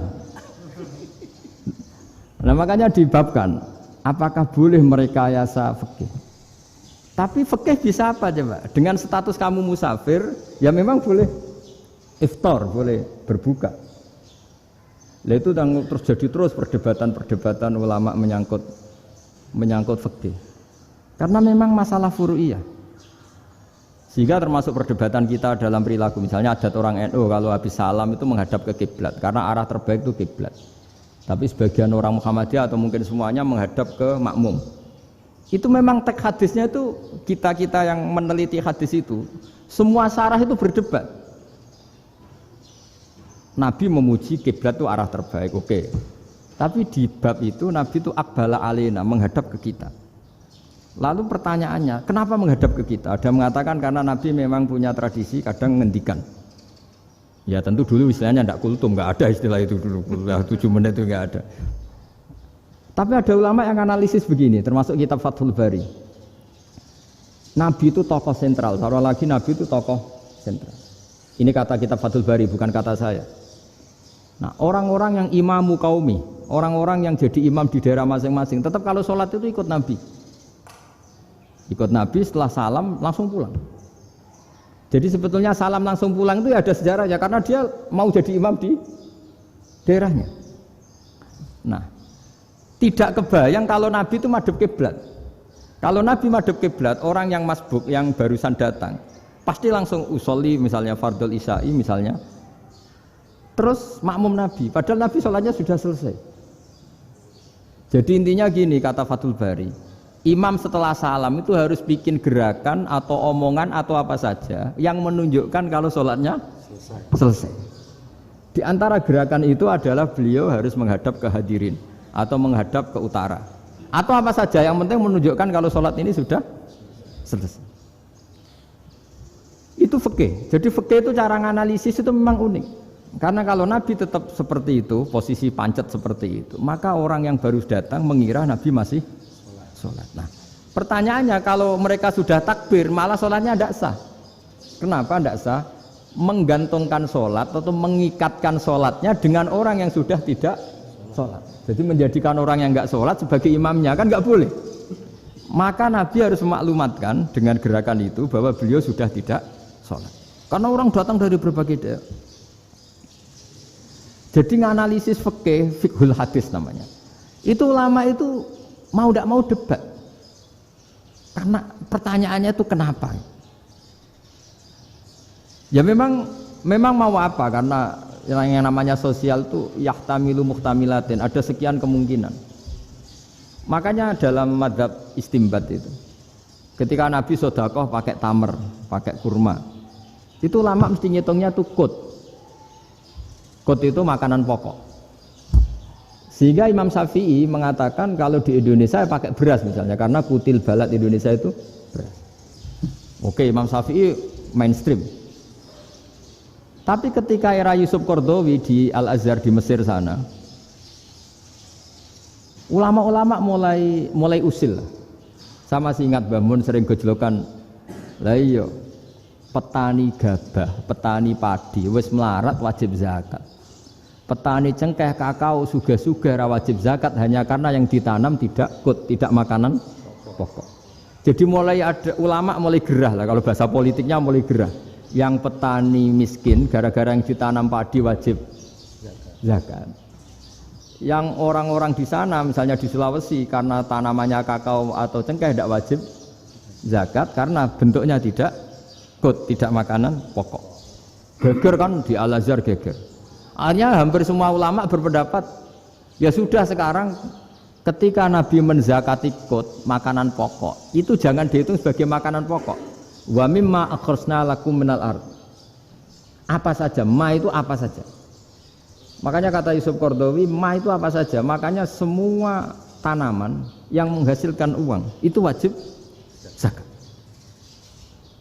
Nah, masalahnya kitab-kitab Syafi'iyah itu sudah mamlu'ah, sudah penuh dengan penjelasan misalnya fala zakata fil khadrawat, maka enggak perlu zakat untuk kayak kangkung, semangka dan sebagainya. Nah, lalu kiai-kiai angkatan modern kayak Mbah Mun itu sering dapat masukan, saya pernah dengar sendiri. Yai, Saya ini punya sawah 1 hektar, tak tanamin padi, itu nggak pernah kaya saya. Sekarang tak tanamin kangkung malah saya kaya, karena tiap 3 hari panen tak kirim ke Jakarta. Itu orang Indramayu yang tanya. Jadi tanam padi nggak pernah kaya, tanam kangkung kaya. Nah, karena dia orang soleh, kalau zakat boten. Mau diwajibkan zakat tidak makanan pokok, mau tidak wajib dia kaya. Semenjak itu perubahan di Indonesia ikut. Akhirnya ada zakat, pokoknya asal tanaman yang 1 nisab ya wajib zakat. Masih ada debat lagi. Ketika nanam ingin dipanen, itu dia petani apa pedagang? Karena nanti perdebatannya ikutnya zakat zuruk, zakat tanaman apa zakat pedagang. Kalau sampai nggak pernah debat berarti sebenarnya Anda tidak dosen Islam ini. Dosen nggak pernah diskusi fikih apa Islam. Karena saya berkali-kali punya tamu itu begini, Gus saya ini pedagang melon, tapi dia penanam melon, jadi pedagang yang agak ingin badi banyak. Itu caranya gini Pak Rektor, saya misalnya pedagang melon, daripada saya kulak di pasar atau dari petani sudah mahal, nyewa tanah sekian hektar terus ditanami melon. Setelah berhasil, ini dia zakatnya tanaman apa zakat pedagang?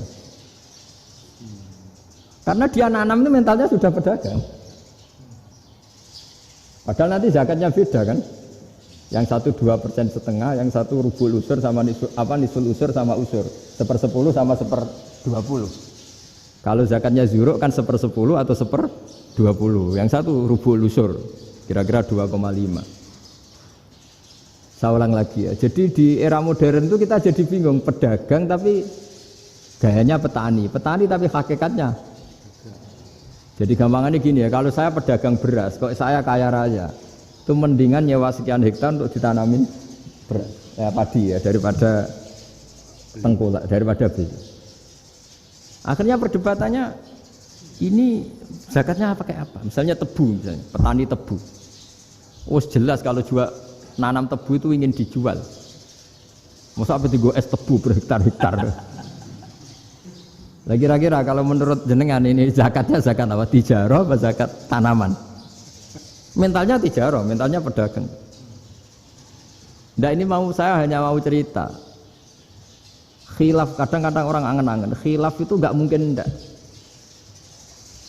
Ya sama seperti NU dan Muhammadiyah selalu khilaf awal Ramadan. Itu memang enggak bisa enggak khilaf. Misalnya begini. Saya beri contoh ya. Karena kadang yang khilaf juga enggak pernah belajar. Lucu kan? Tak beri contoh ya. 2001 itu abad keberapa coba? Tahun 2001. Abad 21 abad 20? Abad 21. Jadi meskipun terpaut 1 tahun, padahal abad itu 100 tahun. Nah, pikirannya orang-orang Muhammadiyah seperti itu. Hilal kalau sudah melewati garis ufuk, meskipun setengah derajat atau 1 derajat itu sudah ikut bulan berikutnya. Sehingga ya sudah, meskipun sekian derajat sudah dianggap Ramadan. Nah pikirannya orang NU enggak. Harus ru'yah bil fi'li. Itu sebetulnya lagi-lagi sebenarnya enggak masalah NU dan Muhammadiyah, itu di kitab-kitab ya seperti itu. Kita ini enggak biasa goblok ya.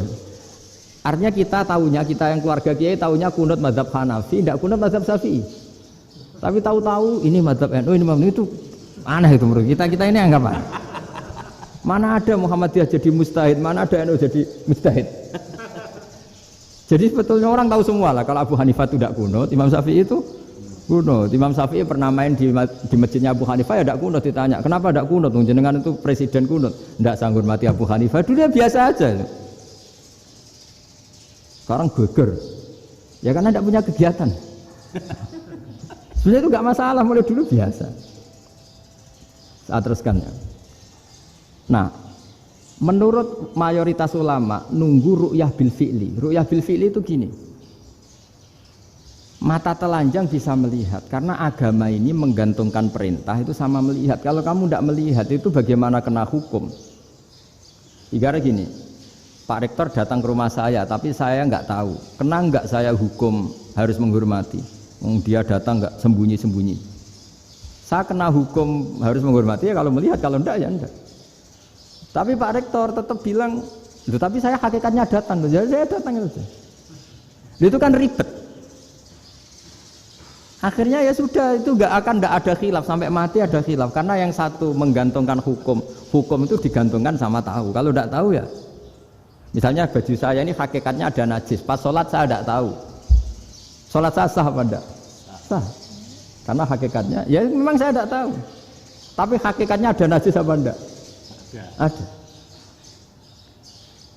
Ya sudah, itu sama-sama masuk akal. Ada lagi khilaf yang senam otak. Fasyamu salasati ayamin fil haji wa sab'atin idza raja'tum. Singkat cerita ada satu pelanggaran haji yang kata Allah kafarohnya itu puasa 3 hari sama 7 ketika kamu pulang, idza raja'tum, ketika kamu pulang. Dalam mazhab Syafi'i yang namanya pulang itu yang haji sudah sampai rumah. Di mana-mana pulang itu ya sampai rumah. Dalam mazhab Abu Hanifah enggak, ketika orang sudah balik kanan dari Arab Saudi, dari Mekah, ya namanya sudah pulang. Misalnya gini, ini Pak Rektor pamit saya, Pak Haris. Gus, Pak Haris mana? Ya sudah pulang kata saya, padahal sampai pandangan sampai depan. Tapi bagi keluarganya belum pulang. Lalu idza raja'tum ketika pulang itu bahasanya siapa? Bahasa istrinya apa bahasa yang ditamoni? Kamu ditamoni orang, terus kamu tamunya mana? Sudah pulang. Tapi tanyakan istrinya, belum pulang. Khilaf-khilaf gini kok jadi geger itu kan goblok banget maksudnya itu. Jadi biasa, gini itu biasa. Jadi ya karena memang ini bukan masalah akidah, ini masalah furu'iyah, masalah fikih itu masalah furu'iyah. Mau tidak mau harus beda. Misalnya di sholat juga gitu. Wa ayyuku udin ko adal musolli sohat sholatu. Duduk dengan gaya apapun itu sholatnya sah. Jika sampean kalau haji atau umroh, orang Arab itu jenenge duduk ngenak-nak awak di kursi. Duduk sopan ya hanya orang Indonesia loh. Kalau sholat itu masih duduk ala orang tahiyat. Kalau sampean di Mekah, duduknya pakai apa coba? Kursi ya? Oh enak sholat duduk. Karena memang takbirnya di fikih dengan duduk gaya apa saja sah. Makanya sengenak awak duduk di kursi. Ribet kan? Mau tidak disahkan itu namanya duduk. Mau disahkan masa iya sowan Allah kok duduk santai-santai gitu. Tapi mau apa? Ini fikih. Ya saya ulang lagi ini fikih. Fikih itu ya sudah ini fikih. Makanya kalau ulama berdebat misalnya Abu Hanifah berpendapat sholat itu wajib baca Fatihah apa asal Quran. Dalam mainstreamnya ya Fatihah karena la sholata liman lam yaqra bi Fatihatil kitab. Tapi cara Abu Hanifah enggak. Faqra'u ma tayassara minal Qur'an, bacalah apa saja yang mudah bagi kamu, asal itu Quran. Sementing gak gending Jawa, gak nyanyi lah gitu. Ya sudah mau apa coba? Jadi ya susah memang kalau fikih itu ya sudah seperti itu. Ada lagi yang masih ekstrim misalnya. Yang namanya menyembelih hewan itu gimana coba? Dari hidup ke mati, apa pasti mati disembelih? Cara mazhab Imam Syafi'i yang namanya menyembelih itu penyembelian harus menjadi sebab kematian. Itu yang sah. Saya lagi, penyembelian menjadi sebab kematian yang syar'i. Sehingga beliau mensyaratkan hewan yang disembelih ini masih punya hayatun mustaqirrah, punya kehidupan yang normal. Sehingga kalau nggak disembelih ya hidup. Sehingga kalau ada hewan ketabrak truk kejet-kejet, mesti mati ini buat sembelih. Itu nggak sah karena nggak usah disembelih ya wes mati kan. Karena ini hanya nunggu koordinasi Israel kan, dia kejet-kejet itu kan prosedur itu. Tapi tidak disembelih pun mati. Tapi cara mazhab Malik enggak. Pokoknya anggere jek duwe nyawa jenenge kewan urip. Dengan kamu sembelih berarti matine mergo mbok sembelih. Meskipun nanti ya enggak usah disembelih ya mati. Coba hitung secara ilmu matematika. Kalau enggak disembelih hidupnya 5 menit. Gara-gara kamu sembelih hidupnya langsung mati. Terus dia matinya, cara di persidangan matinya disebabkan apa? Disebabkan disembelih apa kecelakaan? Loh, debat toh kamu. Sama-sama UMM aja debat.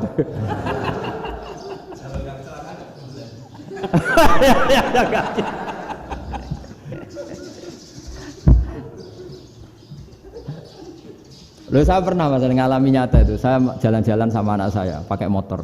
Sampai di jalan raya gitu ada ayam jago ketabrak mobil, kejet-kejet. Orangnya tanya, "Gus, ini halal tau ora?" "Wis kanggo kon halal." Suatu saat dia enggak terima kan, tanya, "Kenapa, Gus?" "Ya nak kiai ra pantes, mosok kewan mesti mati nek tak sembelih, nek ra kiai pantes." Kata.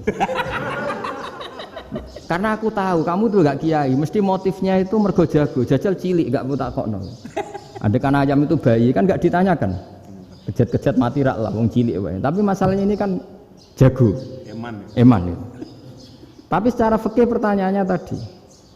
Hewan yang sudah tidak punya hayatun mustaqirrah, dia hanya punya al-hayat al-ittiroriyah, dia punya harokah ittiroriyah. Dia mati kejet-kejet memang prosedur mati harus seperti itu. Mbok kecelakaan kayak apa, kalau mati kan kejet-kejet dulu. Nah ketika kejet-kejet ini pertanyaannya ini kan hidup apa mati namanya? Enggak, namanya hidup apa mati? Pas kejet-kejet itu hidup. Cara Imam Malik itu hidup. Ya sudah, kalau hidup disembelih ya halal. Karena misalnya nanti kalau nggak disembelih matinya kan 2 menit lagi. Gara-gara disembelih mati sekarang. Tetap penyebab kematian itu nyembelih. Penyembelian ini sebab kematian. Tapi kalau Imam Syafi'i enggak, cara berpikir wis nemen, paling roh besok kaget langsung mati. Kalau gitu berarti kamu nyembelih barang mati. Jadi fikih itu kadang unik. Makanya ketika ngitung fikih itu unik ya. Orang keluar mani wajib apa? Mandi kan. Terus Imam Syafi'i ditanya, kenapa kalau orang kelahiran juga harus mandi? Namanya nifas. Fa innal walada waliyun munakidun. Ya, anak ya mani yang menggumpal. Bedanya apa anak dengan mani itu? Jadi fikih itu kadang lucu, di rumah-rumah tenan juga lucu. Keluar mani wajib mandi. Berarti kalau keluar anak ya wajib mandi karena hakikatnya anak adalah mani yang mengkristal. Terus usia orang sudah didosan macam-macam itu kan hakikatnya mani. Itu fikih. Nah terus ditanya, kenapa kalau lahir langsung mati tidak wajib disolati? Ya jawabannya Mas Syafi'i lucu. Di mana-mana sholat itu nyolati mayit. Yang namanya mayit itu pernah hidup terus mati. Kalau itu ndak mayit ya sudah. Jadi kadang, nah iya kan disebut sholat mayit. Yang namanya mayit itu apa? Pernah hidup. Nah ini kan ndak pernah hidup. Maka ya sudah seperti itu. Jadi nggak khilaf itu ndak mungkin.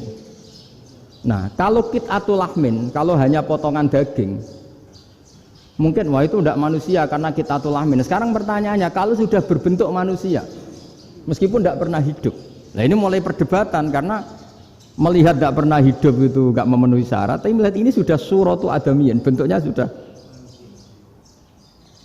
Nah kira-kira gitu perdebatan fikih. Makanya dulu awal mula zaman sahabat itu sudah debat. Masyhur kan Nabi ada kontingen ke Bani Quraidah. Ya kalau kira-kira saya minta Pak Rektor kamu jangan, kalau ke Malang jangan sholat asar kecuali sampai Tuban. Sebelum Tuban ternyata matahari mau tenggelam. Terus Pak Rektor milih, wah sudah sholat di Bulu. Padahal belum Tuban. Padahal saya bilang jangan sholat asar kecuali di Tuban. Yang Pak Haris enggak, tetap sholat di Tuban meskipun matahari sudah tenggelam. Karena Nabi menyebut Tuban. Singkat cerita, zaman itu kan Bani Quraidah. La tusolliyanal asra illa fi Bani Quraidah. Kalian semua jangan sholat asar kecuali sampai Bani Quraidah. Ternyata di tengah perjalanan matahari sudah mau tenggelam, kira-kira kurang 2 menit atau 3 menit. Sahabat-sahabat, sudahlah kita sholat asar di sini. Kalau sampai sana pasti sudah tenggelam, separuh sholat. Yang separuh enggak, kata Nabi harus di Bani Quraidah.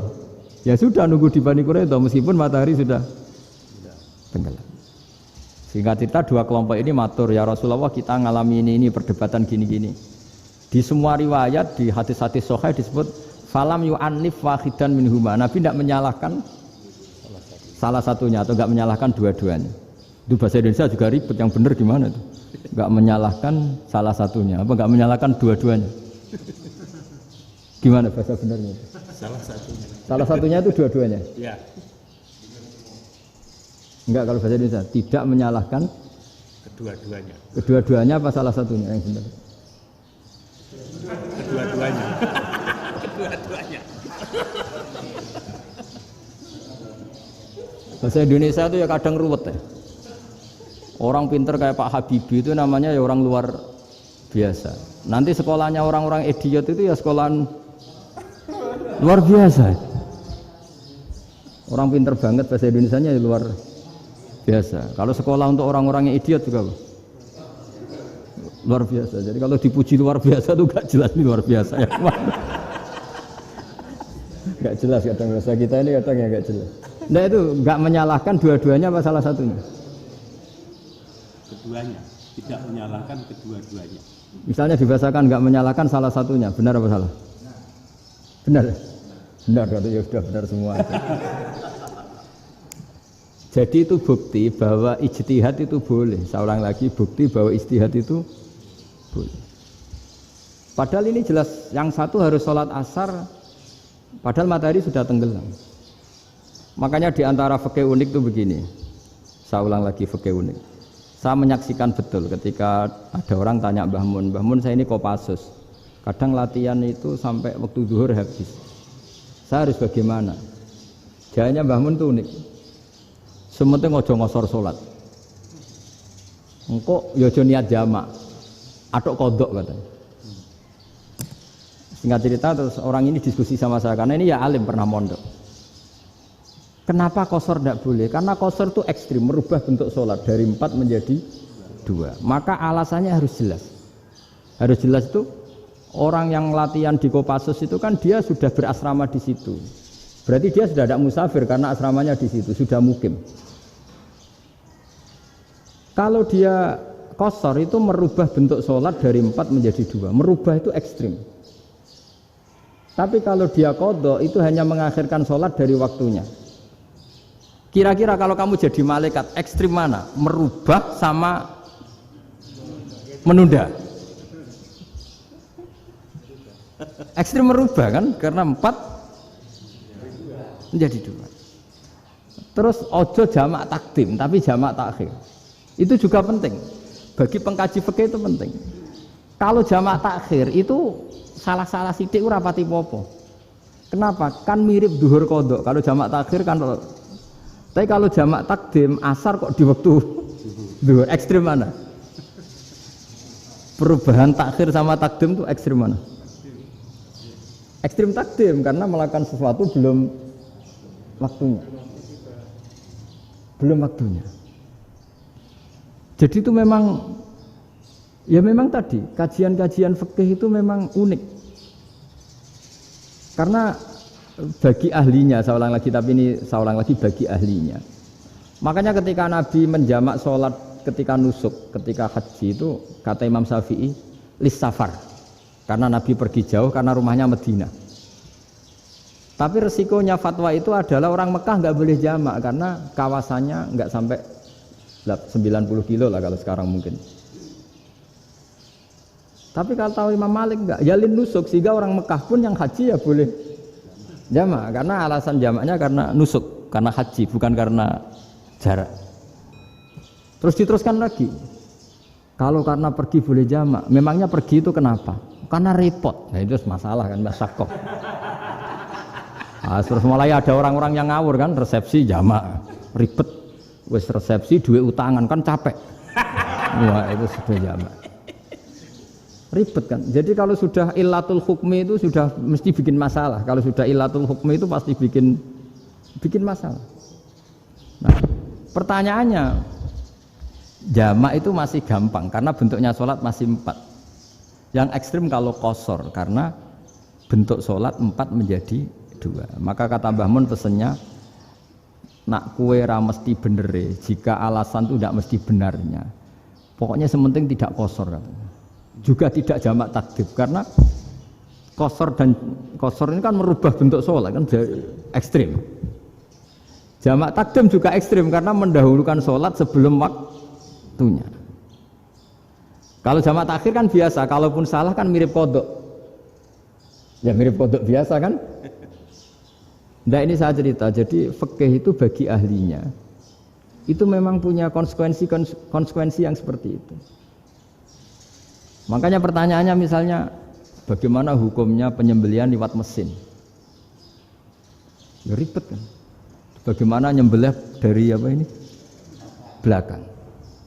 Saya baca di kitab-kitab nyembelih dari belakang itu ya hukumnya tetap boleh asal apa itu hulkum dan mari itu terpotong. Tapi pertanyaannya, jangan-jangan ayamnya sudah kaget dulu karena uratnya ini. Makanya perlu ditanya ahli medis, setelah uratnya tercabut ini jangan-jangan sudah berstatus mati.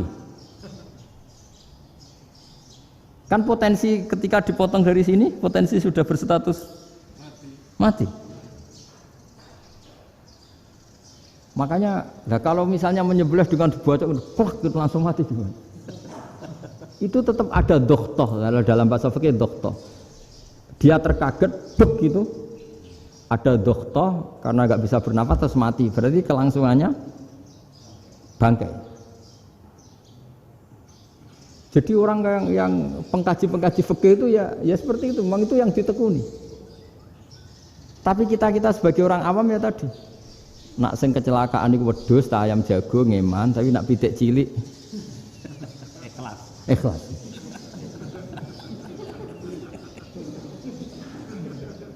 Makanya ada pertanyaan orang-orang, saya pernah ditanya itu ya bingung tenan. Gus, kalau ada orang mati oplosan misalnya, jenengan datang sholat enggak? Ya datang sholat kan, dia orang mukmin, saya tetap sholat. Kenapa? Ya kan matinya oplosan. Tapi andaikan tokoh yang mati, kamu sholat enggak? Ya sholat kan dia tokoh. Jadi ribet. Fikih itu ribet. Makanya Imam Nawawi nanti ngendikan gini. Ada orang ngundang Nabi, ya Rasulullah, saya mohon nyolati ini. Nabi tanya, punya utang enggak? Punya. Nabi, saya enggak mau nyolati mayit yang punya utang. Terus ada sahabat datang, ya Rasulullah, utang itu tak ambil alih kami. Berarti dia sudah tidak punya utang. Terus Nabi kerso nyolati. Pertanyaannya, utang itu hal yang boleh. Saya ulangi, utang itu hal yang boleh. Tapi kenapa Nabi se-ekstrim itu? Tapi ketika Nabi mau kondur itu ngendikan gini, ini PR ya bagi UMM ini PR ya. Nabi sebelum kondur bilang gini, sallu ala sahibikum. Jong saya tidak nyolati ini, tapi tolong ini disolati. Terus kata Imam Nawawi, dianalogikan atau dikiaskan siapapun pelaku dosa besar atau mati dalam keadaan tidak benar, misalnya pas dugem mati, pas oplosan mati, itu sebaiknya tokoh-tokoh itu enggak nyolati karena nanti dianggap penghormatan. Misalnya ketua PP Muhammadiyah rektor nyolati wong mati oplosan kan keren. Mati oplosan disolati rektor. Ya sudah, tapi kalau enggak disolati nanti ada tradisi yang keliru, yaitu janazatul muslim tidak ngalami disolati, padahal siapapun yang muslim janazahnya harus disolati. Makanya setengah-tengah ya ora usah rektor lah, mbok satpam pokoknya kudu tetap ada yang sholat gitu. Itu kata Imam Nawawi. Jadi ketika ada orang mati enggak benar, itu sebaiknya tokoh-tokohnya enggak ikut nyolati, tapi awamun nas, orang kebanyakan ikut sholat. Jadi fikih itu agak jelimet karena tadi ketika tokoh ini nyolati, pertanyaannya bedanya apa mbek sing mati ning masjid mbek mati oplosan? Karena sama-sama semua orang nyolati kan, tidak ada sanksi sosial itu. Tapi ketika enggak disolatkan sama sekali, wah lebih parah lagi, ini ada janazatul muslim tidak disolati. Sehingga kata Imam Nawawi, ini hebatnya Nabi tengah-tengah. Jadi Nabi kundur, jong saya tidak nyolati, tapi sallu ala sahibikum. Ya tapi ini kamu harus nyolati. Kata Imam Nawawi, orang yang mati bunuh diri, orang yang mati oplosan, orang mati secara enggak benar itu asal dia muslim tetap wajib disolati karena sholat ini hakul muslim. Kan seorang muslim diantara haknya apa? Ketika mati dikafani, dimandikan, disolati. Tapi ini masalahnya matinya pas murtakibul kabiroh, pas melakukan dosa besar. Dan itu sebab kematiannya. Kalau dia oplosan, kan sebab matinya ya karena oplosan. Ya kan terus ribet. Mau disolati oleh, apalagi misalnya kita ketua ulama, punya terkenal wali, wah keren, mati oplosan itu disolati wali, kan ribet kan. Nanti yang repot malaikatnya. Itu ya, ini yang nggak kata bahaya. Saya pernah baca kitab itu yang repot malaikatnya. Itu ada yang bilang gini, orang yang punya hutang itu pasti nanti hisabnya berat. diaudit malaikat sampai bisa nyaur utangnya. Sementara malaikat kena konstitusi, kalau Nabi mendoakan harus mustajab. Ini kan ada dua hukum yang berlawanan. Sekali Nabi berdoa, Allahumma ighfir lahu warhamhu, itu harus dituruti malaikat. Enggak boleh doanya Nabi enggak dituruti malaikat. Sementara aturan Islam juga harus dituruti, bahwa orang yang punya utang harus tersandra oleh utangnya. Tapi nak sing dunia Pak Haris kan, enggak tekno. Enggak ngefek gitu. Jadi misalnya Pak Haris donga sampai nangis Allahumma ighfir lahu kan, enggak ngefek. Malaikat enggak itu, enggak sudah lah Ustaz. Sortir. Tapi kalau Nabi yang berdoa kan harus dituruti, ini masalahnya kan itu. Nah kalau diturutin berarti hutangnya harus bebas. Padahal secara aturan harus tersandra karena punya hutang. Nah, nanti sama kalau yang mati oplosan ini yang doain wali, kok wali sampai Allahumma ighfir lahu. Doanya wali kan harus terkabul. Sementara secara hukum dia harus kena sanksi karena oplosan tadi. Daripada ngerepotno malaikat, sudahlah wali-wali ini tidak usah ikut nyolatin, yang nyolati ya orang-orang nggak jelas ini, sehingga kan malaikat kan santai aja kalau mau nyiksa. Loh tapi kan sudah didoain, nggak ngefek. Karena doanya orang-orang nggak penting. Itu ada tuh di sarah Muslim itu. Di sarah Muslim di bab ketika Nabi ngintikan babu qauli Rasulullah sallallahu alaihi wasallam, sallu ala sahibikum. Jadi belajar fikih itu asik ya. Karena tadi harus dipelajari. Kalau enggak, ilmu ini hilang.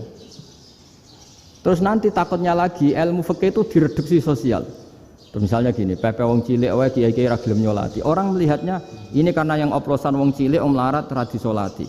Jajal bupati ya disolati, mergo amplope gede-gede kan terus ruwet kalau dianalisis gitu kan ruwet. Makanya kenapa saya harus ngomong fikih supaya semuanya itu enggak didudukkan urusan sosial itu. Nah kalau semuanya didudukkan sosial kan sentimennya sentimen sosial, ribet. Padahal yang sering mati oplosan itu kan wong-wong cilik gitu loh, karena tadi kalau wong sugih kan pakai whisky yang mahal yang insya Allah tidak mati kan gitu. Yang mati kan yo mergo Bertos macam-macam itu kan.